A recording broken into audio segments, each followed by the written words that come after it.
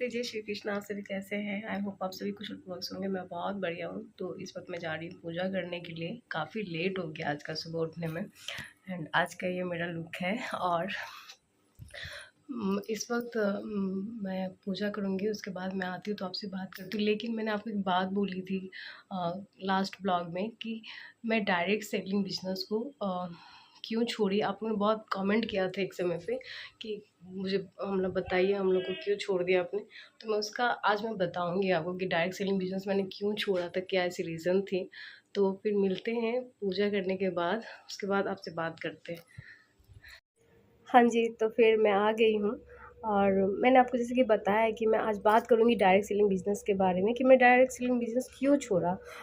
जब मैंने छोड़ा हो गया तकरीबन 1 साल, लेकिन उसमें बहुत कॉल्स एंड मैसेजेस आते थे कि मैडम आपने एक डायरेक्ट सेलिंग बिज़नेस को क्यों छोड़ा है, ऐसी क्या रीज़न है?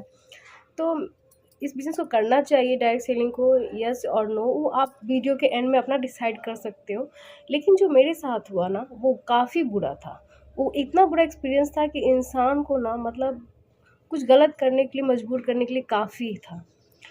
मेरी शुरुआत होती है आपका इस बिज़नेस को स्टार्ट करने में 2019 के एंड की तरफ, जब मैं लिकर इंडस्ट्री में थी और कुछ रीज़न से मुझे वो इंडस्ट्री को क्विट करना था। और मेरा लिकर का 2 शॉप था। एक तो मैं इन्वेस्टर थी एक शॉप की, और एक मेरा खुद का था। तो कुछ ऐसी घटनाएँ हो जाती हैं जीवन में जो आपको ऐसा होता है कि नहीं, इस बिज़नेस में नहीं रहना, आपको मूव ऑन होना है इस बिज़नेस से, आपको कुछ दूसरा बिज़नेस करना है। तो क्योंकि कुछ है पार्ट जो वहाँ पर बहुत तरीके से बहुत चीज़ें फँसाई जाने वाली बात थी। तो वो एक पॉइंट था मेरा, तो मुझे मूव ऑन करना था उस बिज़नेस से। और ऐसा हुआ कि जो मेरा मैनेजर था, मैं एक्चुअली अपने मैनेजर पे सबसे ज़्यादा ट्रस्ट करती थी, सबसे ज़्यादा। एट द टाइम ऐसा था कि मैं अपनी माँ से भी ज़्यादा ट्रस्ट मैं अपने मैनेजर पे करती थी। तो जिस तरह से मुझे मैनेजर बोलते थे, मैं अपने काम को उस तरीके से करती थी। तो जो बिज़नेस को जो मैं क्विट करना चाहती थी, तो वो जो मेरा मैनेजर था वो क्या किया, लेकिन मैं ट्रेडिशनल बिज़नेस बहुत अच्छे से करती थी। मेरी ट्रेडिशनल बिज़नेस की मेरी नॉलेज थी। ऐसा नहीं था कि मैं लिकर में लॉस हुआ था, नहीं। कुछ ऐसी घटनाएँ थी जो जीवन में घटी थी, जो मैं नहीं चाहती थी उस बिज़नेस को कंटिन्यू करना, बिकॉज़ वो मेरा जो मेंटल स्टेट था वो बहुत ज़्यादा ख़राब होके रखा था। मतलब मैं अपने सही ज़ोन में नहीं थी। मतलब मैं अगर उस बिज़नेस को करती कंटिन्यू, तो शायद मैं अभी इस वक़्त आपसे बात भी नहीं कर रही होती। जिस कंडीशन में मेरा दिमागी हालत चला गया था, क्योंकि कुछ घटनाएँ बहुत ऐसी हुई जिसको मैं बयान नहीं कर सकती। अगर कभी मौका मिलेगा तो ज़रूर अपनी लाइफ से जुड़ी जो जब कहानी बताऊंगी मैं आपको, तो ज़रूर मैं शेयर करूँगी, बट नॉट दिस स्टेज। तो मैं बताऊंगी पर ज़रूर आपको। सो सिचुएशन ऐसा हुआ कि उसको मैंने बताया कि मुझे अपना बिजनेस स्विच करना है, कुछ दूसरा कुछ करना है, ये सब नहीं करना है। नहीं तो मेरे लिए बहुत घुटन सा हो रहा है चीज़ें, जो भी सिचुएशन बना हुआ है। तो मुझे पर ट्रेडिशनल में ही करना है, बट बंदे ने क्या किया, मुझे ये डायरेक्ट सेलिंग बिजनेस जो ईटीसी जो भी कंपनी है उसके बारे में मुझे मैनिपुलेट करने लगा। एंड उसका जो साथी था, एंड वो सबको मिल करके ना इस तरीके से मेरा ब्रेन वॉश कर दिया, इस तरीके से ना कि बोला गया कि भाई ये जो डायरेक्ट सेलिंग बिज़नेस है, इसमें आपको इधर से भी इनकम आएगा, इधर से भी आएगा, इधर से भी आएगा, उधर से भी आएगा, इधर से भी आएगा। हम सोचे भाई बहुत अच्छा बिज़नेस है कि हर तरफ से आएगा, क्योंकि मैं जब लेकर बिज़नेस में थी तो मेरा लाखों का अर्निंग था। तो जिस तरीके से इन लोगों ने बताया, तो चलो चलो ठीक है, अब सही जगह पे ही पैसा लगाना है, जब पैसा इन्वेस्ट करना तो। बट इन लोगों ने एक बार भी ये नहीं बोला कि भाई साहब आपको नेटवर्क बनाना है, ये नेटवर्क का खेल है। पर मैं यहाँ पर क्या की, लाखों का लाखों रुपए यहाँ बिज़नेस में मैंने लगा दिए। अपने तरफ से एकदम मॉल की तरह, मतलब अपने दुकान बना लिए, मॉल की तरह सजा लिए, सब कुछ उस तरीके से कर दिया। और सबसे मेन पार्ट तो ये था कि जो मेरा मैनेजर था, इतना क्लेवर था कि उसने मुझे बोला कि मैडम मेरा खुद का ज़मीन है, बना हुआ है शॉप जैसा, तो आप उसमें ही कर लीजिए। तो वो शॉप जो था बहुत खंडर था, उसमें रिनोवेशन में प्लस सब कुछ फर्नीचर टाइल्स वाइल्स कराने में, डेकोरेशन करने में, काँच वाँच ए टू ज़ेड जितना भी कुछ कराने में मेरा मतलब लगभग लगभग 4.5 लाख के आसपास मेरा पूरा खर्चा हो गया। ठीक है? उसके बाद तो फिर इन्वेस्ट करना है कंपनी को, तो इन्वेस्ट करना है, जो आप कंपनी में इन्वेस्ट कर रहे हैं तो उसके बाद ही माल आएँगे सब कुछ। तो वो एक खर्चा अच्छा खासा मेरा खर्चा चला गया, बहुत अच्छा खासा गया मेरा। तो मेरा जो 2 शॉप थे, एक तो मैं इन्वेस्टर थी वहाँ पर, ऑलरेडी मेरा एक ह्यूज अमाउंट, मतलब ह्यूज अमाउंट, मैं बता नहीं सकती मेरा कितना बड़ा एक अमाउंट है जो वहाँ फँस गया। तो वो फँस गया क्योंकि मैं वहाँ की इन्वेस्टर थी, मैं उस शॉप की ओनर नहीं थी। तो मेरे साथ वहाँ पर भी एक बहुत बड़ा चीटिंग हुआ था। फिर मेरा जो एक एप्पल ऑफ शॉप था आपका गेहूँ खाली का, तो उसको मैंने सेल करके मैंने नेक्स्ट बिज़नेस को अपना खड़ा करने की कोशिश किया, तो वो है डायरेक्ट सेलिंग बिज़नेस, जो कि मुझे कुछ भी नहीं पता था कि ये मुझे डुबाएगा ये बिज़नेस, क्योंकि मुझे इसका तो नॉलेज ही नहीं था। लेकिन मेरा ब्रेन वॉश किया हुआ था कि यहाँ पर इनकम बहुत अच्छा आता है, ऐसे यहाँ से आते हैं, यहाँ से उधर पत्थर की तरह गिरते हैं। मतलब मैं क्या बताऊँ, मतलब रातों रात इंसान यहाँ करोड़पति भी बन जाए। मतलब इस बिज़नेस में इतनी ज़्यादा ये लोग प्लानिंग तरीके से समझाते, इतना ब्रेन वॉश कर देते हैं लोगों को। तो मैंने स्टार्ट किया एकदम धूमधाम से, एकदम से। मेरे यूट्यूब में वीडियो भी होगा उसका, जब मैंने इनॉग्रेशन किया था अपने शॉप का। एंड एनिवर्सरी भी मैंने बनाया था, इतना भीड़ था, वो एनिवर्सरी में भीड़ था, लेकिन उतना भीड़ कभी होता भी नहीं था। स्टार्टिंग में कुछ दिन तक भीड़ हुआ था, क्योंकि जिधर मैंने शॉप खोला था तो उधर उस शॉप था ही नहीं, जो भी ईटीसी कंपनी है। मैं कंपनी का नाम नहीं लेना चाहती हूँ, क्योंकि शायद कंपनी अच्छी हो, लेकिन जो कंपनी में जो जुड़ते हैं, जो नेटवर्क करते हैं ना, वो जो लीडर्स होते हैं ना, वो इंसान को इस तरीके से मैनिपुलेट करते हैं, इस तरह से दलदल में घुसाते हैं कि आपका सब सर्वनाश कर दे। बात तो यही है।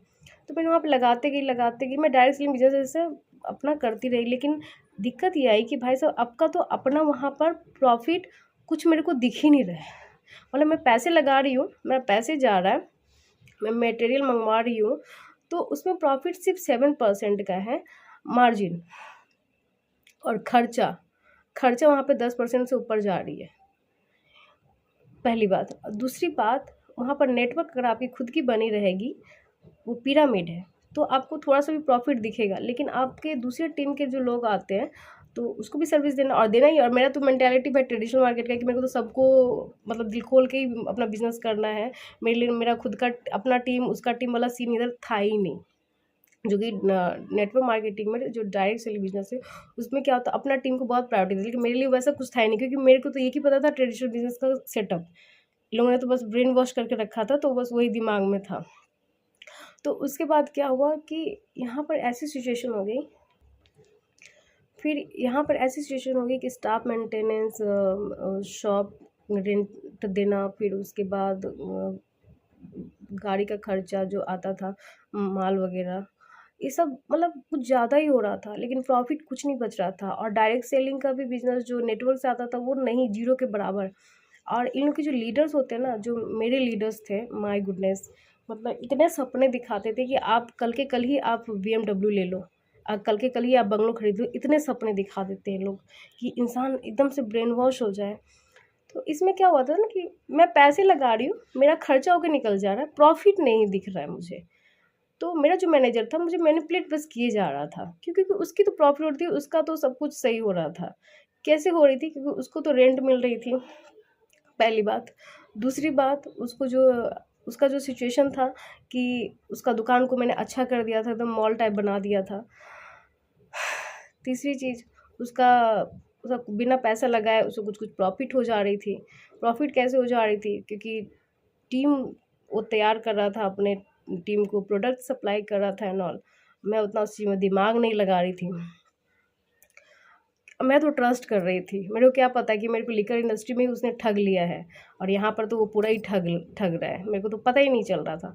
फिर उसके बाद ऐसा सिचुएशन आया, बहुत ज़्यादा डार्क साइड भी है जो मैं बोलना नहीं चाहती हूँ।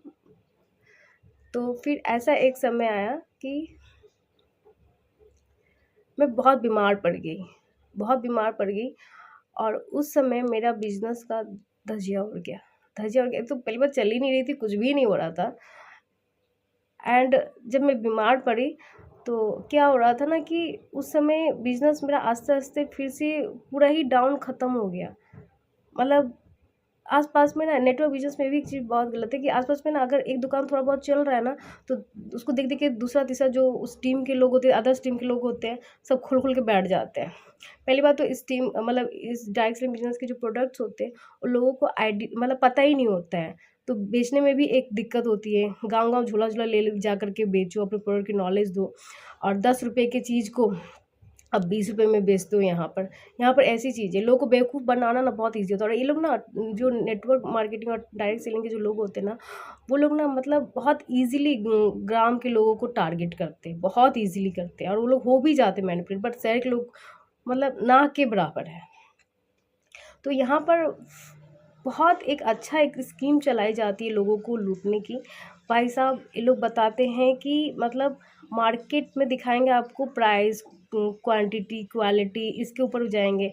लेकिन आपको सच बताएँ तो लोग ट्रेडिशनल मार्केट के ही प्रोडक्ट खा-खा करके इतना अपना जीवन गुज़ार रहे हैं। लेकिन ये लोग अपने प्रोडक्ट की क्वालिटी, क्वांटिटी एंड प्राइस के बारे में ऐसे बताएँगे कि भाई इसी में जीवन है। ट्रेडिशनल मार्केट के जो प्रोडक्ट्स है ना, वो खाओगे वो ज़हर है। तो इंसान को मैनिपुलेट करने के लिए बहुत सारे थॉट्स होते हैं, बहुत सारी चीज़ें होती हैं, तो लोगों को इस तरह से बेवकूफ़ बनाया जाता है। तो उसमें मैं आ गई और मैं इतने मुँह की बल गिरी, वहाँ पर भी मेरा एक इतना बड़ा लॉस हुआ कि मतलब मैं अपने आप को सँभालना मेरे लिए बहुत मुश्किल हो गया था एक समय पे। मतलब मैं दिन-रात रोती थी, अपने आप को कमरे में बंद कर ली थी। मतलब मैंने अपने आप को बहुत कुछ गलत करने के लिए बहुत कोशिश भी किया था क्योंकि मैं पूरी टूट चुकी थी बिकॉज़ मैं लिकर इंडस्ट्री में थी, वहाँ मेरा लॉस नहीं था, मेरे साथ चीटिंग हुई थी कुछ, इस वजह से मैं उस चीज़ को छोड़ना चाह रही थी।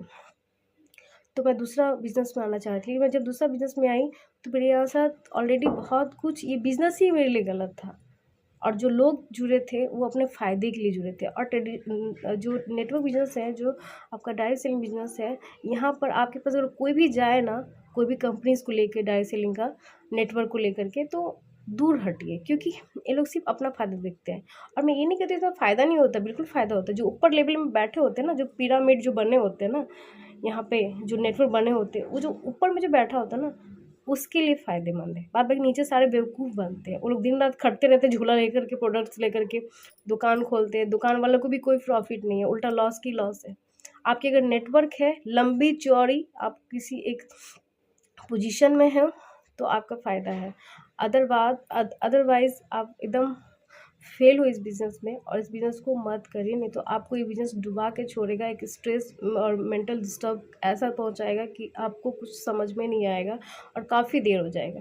तो उससे पहले खुद को समझ जाइए। जो लोग डायरेक्ट सेलिंग बिज़नेस करते, जो नए-नए जॉइन किए, ये बेवकूफ़ बनाते। लोग सिर्फ़ और सिर्फ़ मोटिवेट करते लोगों को। ऐसा मोटिवेट करते ना कि लोग तो भाई 2 दिन में ही सोचे हम तो करोड़पति बन गए। तो इस लोग के मोटिवेशन में बिल्कुल भी मत जाइए। ये लोग बहुत ज़्यादा ही दोगले किस्म के लोग होते हैं कि मन में कुछ और चल रहा होता है और आपके सामने कुछ और दिखाएँगे, जो कि हकीकत कुछ और ही रहता है। जब हकीकत आती है तब तक आपका टाइम भी वेस्ट हो जाता है, आपके पैसे भी चले जाते हैं, सब चले जाते हैं। तो मेरे साथ एक बहुत बड़ा स्कैम हुआ था, तो इस वजह से मैं इस बिज़नेस को क्विट किए थे। तो ये आप लोग के ऊपर में है, आप लोग डिसाइड करिए कि आपको ये बिज़नेस करना है या नहीं करना है। मेरी तो ज़िंदगी बहुत बद से बदतर कर दी थी डायरेक्ट सेलिंग बिज़नेस ने और मैं अपने वजूद को खो बैठी थी एक समय पे। तो इस बिज़नेस को नहीं करना ही आपकी स्वाभिमान को बचाए रखता है एंड अब आपके ऊपर है, आपको इस बिज़नेस को करना है, नहीं करना है एंड बस अपना ख़्याल रखें। Thank you for watching. जिन लोगों ने वीडियो को अभी तक लास्ट तक देखा, उसके लिए थैंक यू सो मच।